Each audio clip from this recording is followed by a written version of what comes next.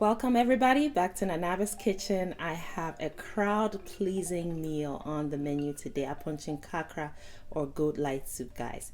Back in Ghana, where I'm from, where I'm so proud to be from, we have this meal with friends and family and have wholesome building conversation over this meal, and recently had friends over and we did absolutely that. And I want to show you my version of this beautiful recipe. So far I have put in a teaspoonful of garlic and ginger paste, and now you're looking at salt, black pepper, and also pepper soup mix, which has calabash, nutmeg, grains of salim or wintia, and alligator peppers. And these ingredients have the tendency to be overpowering, so a little bit will go a long way. So I'm only using half a teaspoonful of it. Now for my marinade, I have nkitting or aniseed. I just poured on there. I have some onions, habanero, and serrano. And this here is actually guajillo chili, which has a really nice chili flavor without the heat, so it's going to help us also enhance the color of our marinade and the soup in the long run. So we're gonna blend all of this up with a little bit of water as usual and pour it over our meat. And friends, I always have some really useful information in my description box below, and I encourage you to check it out.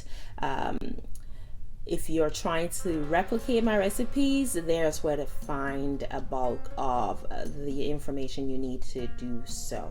So I have just added a tablespoonful of my tomato paste, and I get it as incorporated as I possibly can. And I put the lid on, and we're going to cook this over medium heat for 20 minutes until the broth starts really getting concentrated and well developed, and the meat also has that chance to start becoming as tender as possible. So in here I have some tomatoes, I have onion, ginger, garden eggs or aubergine or eggplant, and I also have a carrot. Now this here, we added 500 milliliters of water to it, and we're going to cook it until all the ingredients are nice and tender. It took about 12 minutes actually to achieve that. Now look at this broth here. See how concentrated it has become? It is tasty. It is very well seasoned. So the meat is getting a lot of love right now. And look at that meat. It's like, yes, I look good, I feel good, I taste good, and I'm not taking my shine off. Yes, that's what this meat is saying. You want your meat to have that kind of confidence. You want your meat to have that attitude, right? There you have it. Look at this broth right here. This is tasty. This is tasty. So you don't want to dilute your broth at this point yet. You want to keep cooking for about 20 minutes. It's been 20 minutes so far. We're going to continue cooking for about 5 more minutes, because this broth here, look at the oil from the meat that is now separating. Your indication that the meat is really flavorful, and every muscle in there is just absolutely well seasoned, and the rest of the ingredients have really penetrated each fiber of muscle in the meat. That's what you want.